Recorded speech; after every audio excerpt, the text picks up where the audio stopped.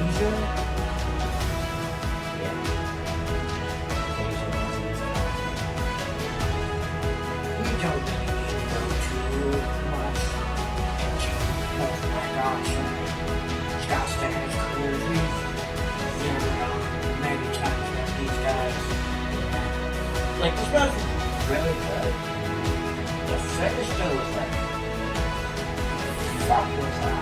Intercontinental and the European Champion. Yeah. If I remember correctly, I don't think Kurt held the European title for very long after winning the IC title. Yeah, I'm trying to think that too. And I don't remember who he lost it to. Right, yeah. But yeah, he didn't hold on to the titles very long. I don't even think he was the champion when he won King of the Ring, to be honest.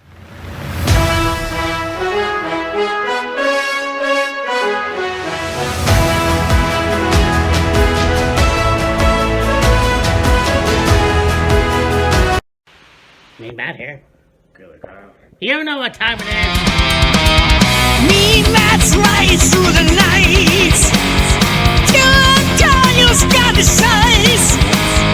Wheels of fury on the ground. Engine roaring in the sound. Feel the power, let it rise. With the battle in our eyes. Wheels of fury rolling strong. Together we will carry on.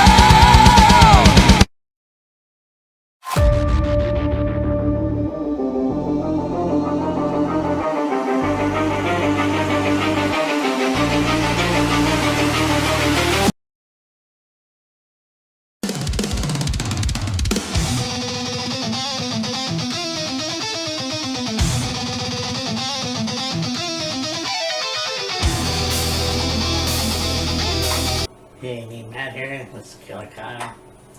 Yeah. Oh, fuck yeah.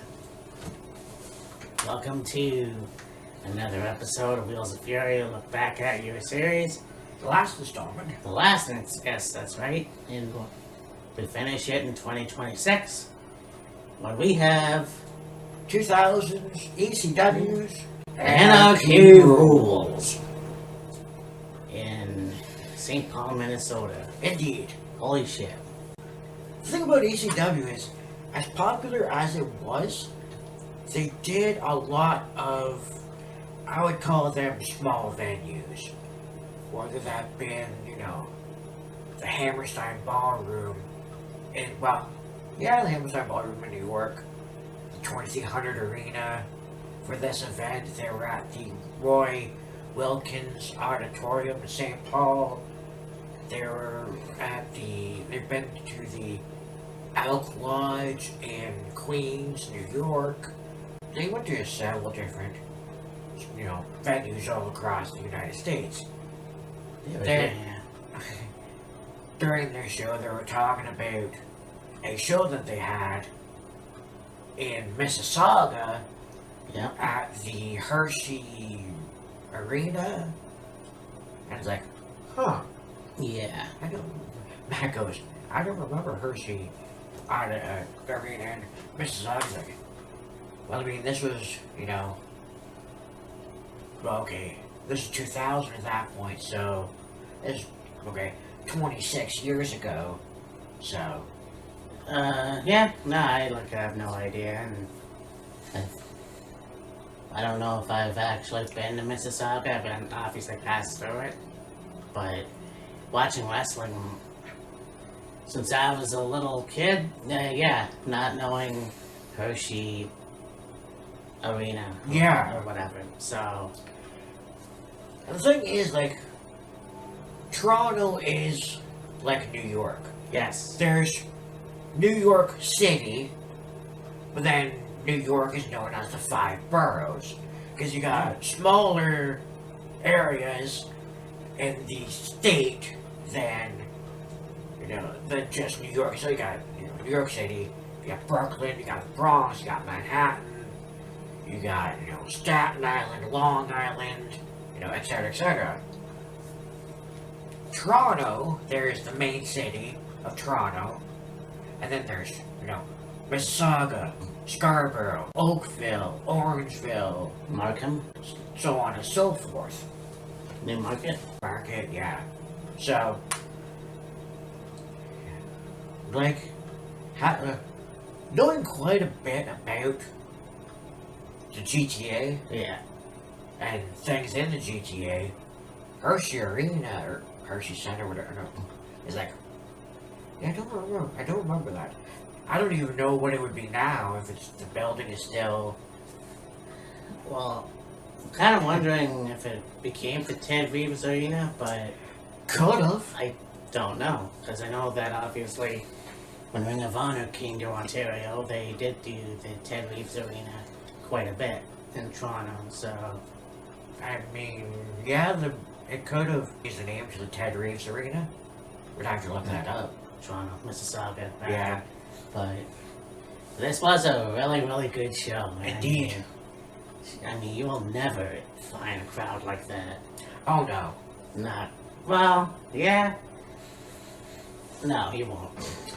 I mean, all the crowds in the pro wrestling industry are, loud, and they cheer, and they're energetic, and whatnot. ECW fans, though, were on a fucking different level. Yeah. I mean, you look at what this company did for the business, not only looking like it was, I guess, a public access show, Yeah. but having every match a fucking banger, and Oh, yeah. having, like, tables, chairs, kendo sticks, like, fire every once in a blue moon. Like, Yeah. This was the show that was not like WWF and not like WCW. This was the show that a hardcore fan that loves Japanese wrestling can watch in North of fucking America. And not only that, but ECW, and talked about this before, was very diverse. Yeah. You could go from a tag team match to a, catch as catch can match, to a hardcore match, to a three-way, to, any other style of match you want to throw in there, type of match you want to throw in there. And the fans were, right there for every step of the way throughout the whole show. Each match, didn't matter what it was. That's how, at this point, fans were quite knowledgeable of the wrestling business and had respect for Lucha Libre, the high-flying style, the Japanese strong style. strong style, which kind of seen in ECW, but the catch as catch can style, the hardcore style, etc., etc. And like Kyle said, you have the rabid ECW fans. Like, you talk about New York and Toronto, two of the most, rabid fans you could find, besides Philadelphia. Right. Now, they're in Minnesota, but they were pretty loud. Yeah. Oh yeah, pretty raucous. So, I mean, let's get to it. Yes, sir. Let's start off with a pre-show. We have Nova taking on, is that boy Meanie? Belvis Wesley. Belvis Wesley? No idea who the fuck that is. Not sure when he started wrestling, or I'm sure I read more into the bio, if you will, would say who he trained under and whatnot. Anyway. Yeah, Nova won. Yes. So, The interesting thing to me is there's no time for the match. It's just a blank. It's blank. Anyways. yeah. So now we start off.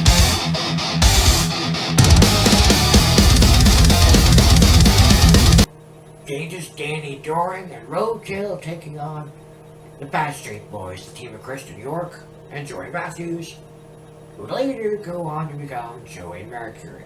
Yeah. Yeah, I actually had no idea that Joey Matthews was in ECW. I mean, I'm not even sure how old he is, but yeah, here's a guy that I don't know how long he wrestled there. Obviously, wrestled in Ring of Honor for a while, Yeah, and then yeah, wrestled in WWE Joey Mercury alongside John Morrison, or Johnny Nitro as he's called. you know So then. yeah, so this was a really good match. Obviously, we talked a lot about Roadkill, like one of the best big men in tag team wrestling. Oh yeah. I mean, him and Danny Doring really worked well together. Oh yeah. But yeah, speaking of which, they did win the match. Yeah. What was the move called? The no. It was basically Roadkill. It was I think it was like Chris, Joey Matthews or whatever. Yeah, Roadkill picked him up with like a wheelbarrow and Danny came off the top rope with a leg dropping. Yeah, that will definitely not feel good. yeah. But there it is. Yeah. Now we had a segment, Cyrus the Virus coming out. Mm-hmm. Actually, it was Joe Gershner, and he wanted to fight Cyrus. Gertner and Joey Styles were on commentary. Yeah. They were talking about, oh, you got a match against Cyrus, and you know, you've been wanting this match for a while. You're finally gonna get it, and this, that, and the other. And then Cyrus came out, and he's running down Gertner, calling him a fat bastard, a fat piece of shit, and all this other stuff. Joel leaves the commentary area, goes down to the ring, hops the barricade, right as he's like, alright, they're gonna have this match.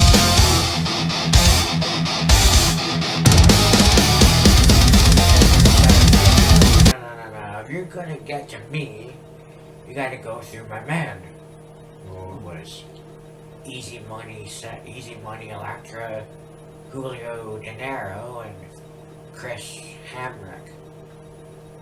And then, of course, we have Kid Cash coming out after. Well, before that, Spike Dudley, who I guess was the manager.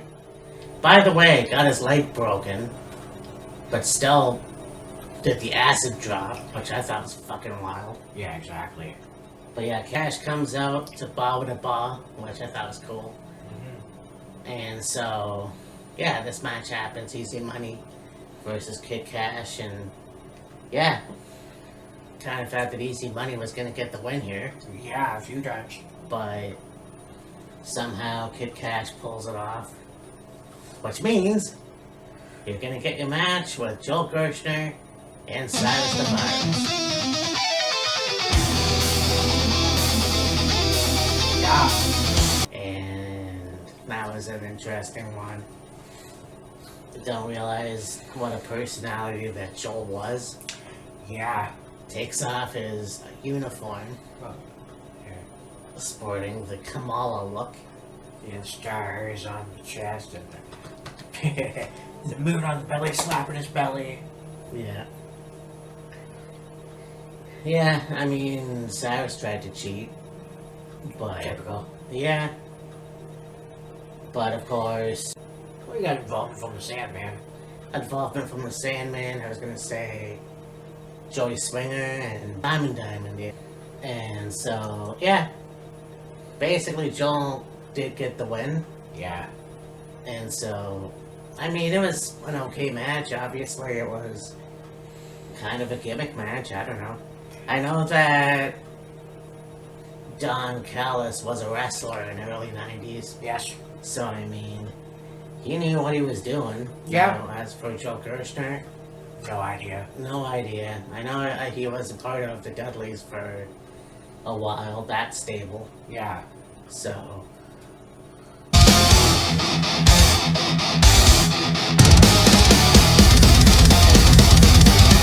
And we got the Baldies. What a name Pretty against Balls Mahoney and Chili Willy. Yeah.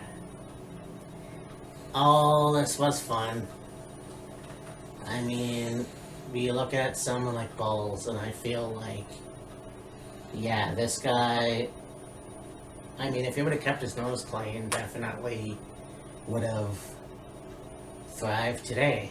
I'm sure, absolutely. I mean, if Sandman can do it, why can't fucking Balls Mahoney? But yeah, it is what it is. I mean, both him and Chili Willy were like amazing.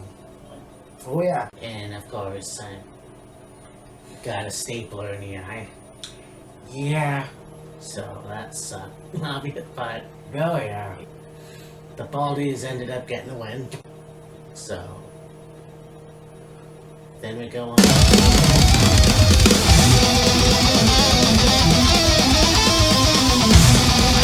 For the World Heavyweight, Number one contenders Championship. match for the ECW World Title. Steve, And November to remember the Steve- king of old school, Steve Carino, Steve Carino takes on Steve CW Anderson. Foul! That was all over the place. Yep.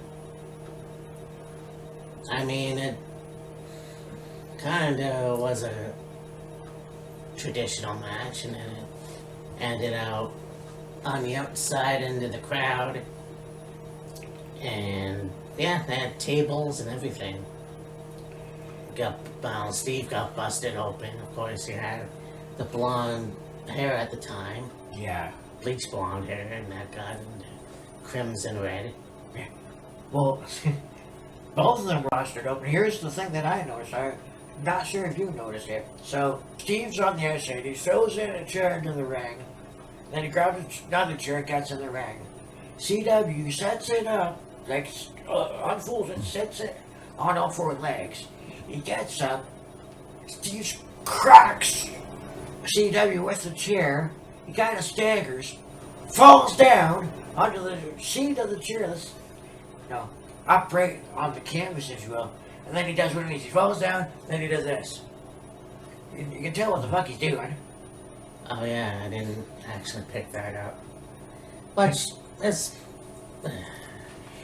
He goes down, and he's like, okay, he's holding his head. But like at the same time, this hand's coming up to, hold his head. Mhm. This hand's coming up to blade. yeah. It's funny how young these two were, though. Yeah, Steve was 27. CW was 29. Yeah, and I mean, CW Anderson is still going today in MLW. Yep. Steve Carino is working for WWE. He's behind the scenes. I think he's still there. Pretty sure he's still there, yeah. But Steve Carino ended up winning, Yeah. getting a title shot, and I mean, that was cool. I think when you look at his son Colby, it's like a carbon copy of those days. What is Colby doing nowadays? I have no idea, to be honest. He was wrestling in Japan. Yes, he was. New Japan, but I haven't seen him since, and I don't know if he's working somewhere in America Yeah, independently or what the heck he's doing. right.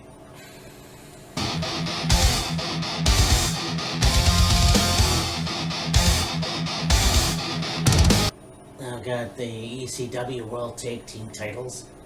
We got the FBI, Little Guido and Tony Mamaluke, with Sally, Graziano. yep, versus the Unholy Alliance. We got Mikey Whipwreck and, Tahiro Tajiri. yes, holy shit. It's the only time his first name was ever used. Yeah, Because when he was in WWE, he just went by Tajiri. I don't know if he went by his full name in when he wrestled independently or whatever in Japan. oh yeah, Probably, I would but think so. Yeah, I remember when he was in ECW, they used his full name, Yoshihiro Tajiri. Yeah, and I was thinking about that earlier, watching the match. I'm starting to wonder if it's that nobody can pronounce Yoshihiro, but that's what's Maybe. stupid. Of course, you have Father James Mitchell in their corner. known as the Sinister Minister Hell yeah. at this point. But that was a very good match. I mean, obviously, Mikey Whipwreck was a bad motherfucker. Yeah.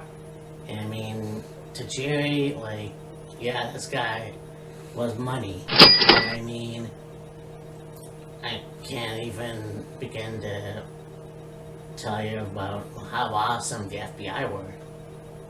I mean, Little Guido's still wrestling today. I think Tony Marmaluke is. I'm not sure. I don't think so. Yeah. But this was a really good match. And Right. yeah, you thought the Unholy Alliance were gonna win, but Yeah. FBI got the win in this one, despite having the green mist Yeah. and a fireball. Like, that was fucked up. But no, this was a really good match. Oh yeah, for sure. At one point, you got Sally. What would you say, like flashing Sinister Minister into the corner of the barricade, and like sitting in a chair. And, rah! Of course, the man that size. Good God. Yeah, I'm glad they don't have people that size anymore. But back in those days, like, yeah, you had, well, we talked about Nelson Frazier as well.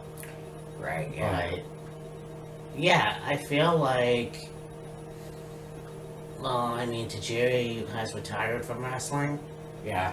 and Mikey, not sure what he's doing. I know he's done a lot of shoot interviews. We've seen James Mitchell in TNA, From time to time, yeah. and then, of course, the FBI, like I said, Little Guido and Nunzio is still wrestling in certain promotions.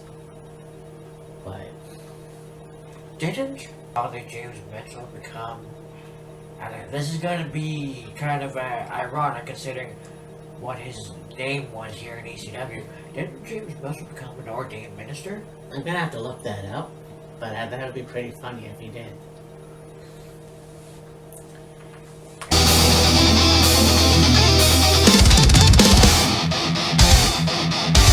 Title as Rhino takes on Rob Van Dam with Bill Alfonso in his corner. What a hell of a match this was. Oh yeah.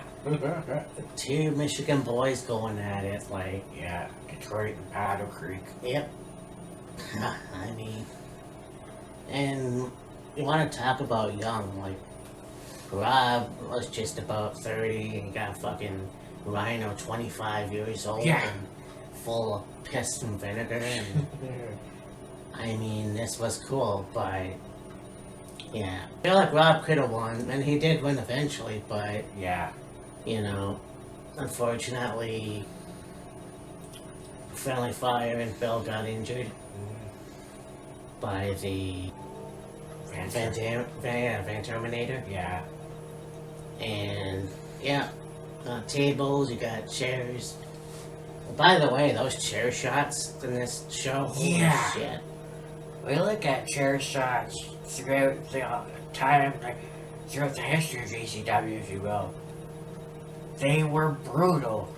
And I believe, I don't remember where it was I saw it. It might have been an episode of Busted Open or something along those lines.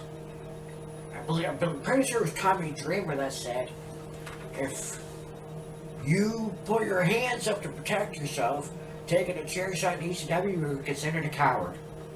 Yeah, You had to legitimately take it to the head. And of course, you know, this was back in, this, 2090s. Nobody knew as much about CTE back then as they do now. no. And even Chris Jericho was like, it was an honor if you would just put your hands down and you would tighten up your neck and then take the chair shot to the head, like Yeah. it was a badge of honor or something. Basically. I mean, the fact that these people aren't suffering from permanent brain damage is beyond me. Yeah, really. I mean, we did see Rhino attempt to go! But yeah, basically Rhino retained that title. Yeah. Like your main event for the ECW World Heavyweight Championship.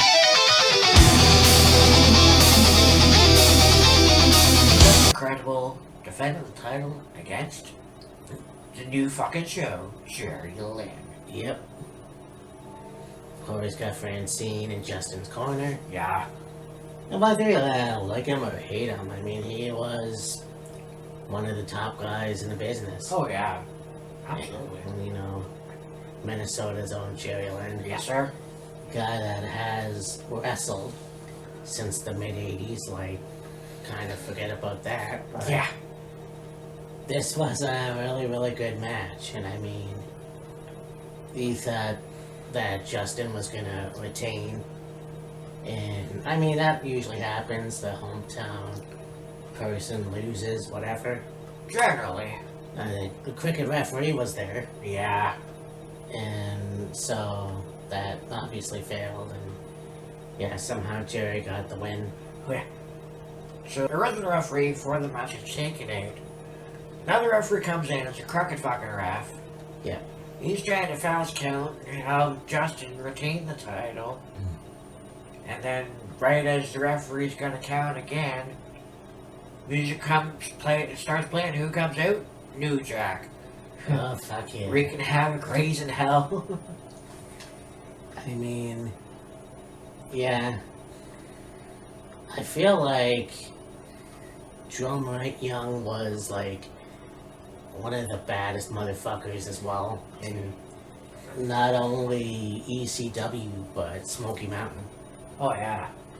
And it's like, once again, if he didn't get injured that bad, I feel like, I don't know what his career would have been. Yeah. But yeah, basically, don't fuck with New Jack. Pretty much. But yeah, he beat that ref, or Danny something or whatever. Yeah. And Jerry won, Mhm. becoming the new ECW champion. Yeah. And of course, you got Kid Cash coming out, and Tommy Dreamer, Sandman, Roadkill, Danny Doran, Nova, you know, so on and so forth. And Jerry Lynn's trying to, say something to the crowd, but of course the mic wouldn't work for some reason. So they just, Jerry posing for photographers ringside. And the closing shot is a wide shot. We got everybody in the ring. Jerry holding up the title. He's down on one knee. New Jack holding up a sign. New fucking champion. yeah. Or champ. And that was the thing too with ECW. Like, you look at WWF and their Attitude Era, that's nothing compared to what ECW could do. Nah. I mean, you got blood and tables and cussing and all that shit. Yeah. I mean, what? You fucked up? She's a crack whore. She's a crack whore, fuck 'em up. Fuck him up, Whoever, whoever. fuck 'em up. Like, Just an asshole. yeah, Just a faggot. I didn't hear that, but wow. Oh yeah, they said that too. That, yeah. So, I mean, back in those days, you can get away with fucking anything. Yeah, pretty much. But, I mean, ECW was an awesome show. And I mean, with that, you have Ring of Honor, which kind of adopted some of the style. Yeah. You have AEW, which I don't know if you could say they have copied from ECW or like FMW, Probably. but it was very influential. Yes. I mean, CCW, there's another one. Yeah.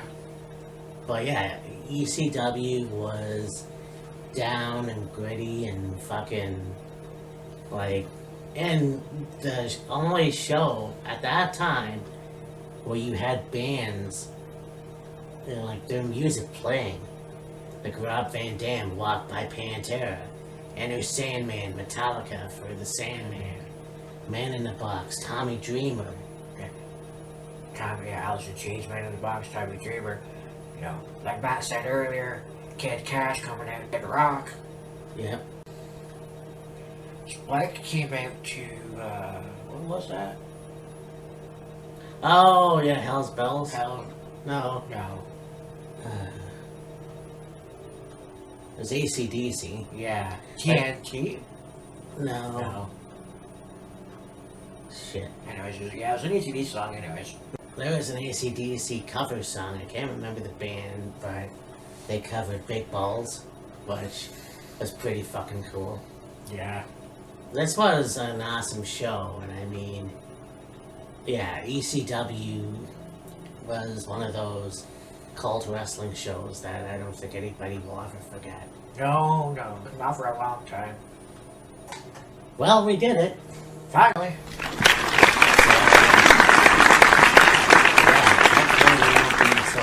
Take it off! Yeah. That's what she said. Yeah. The next time we do look back at your series, we're gonna cover something that I feel is got some pretty good shows in this year. And there's definitely one that we both talk about. We're going all the way to 2011. Okay.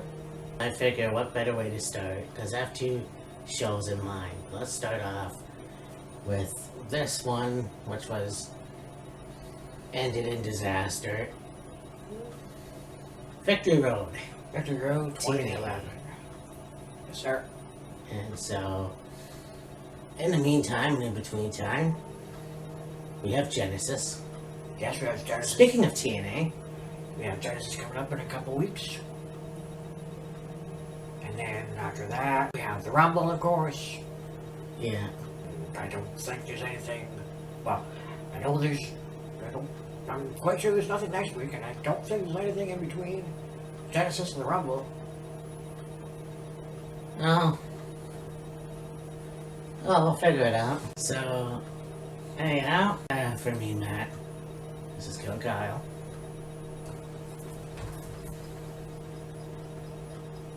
Are you gonna join me? Bye bye. Bye bye.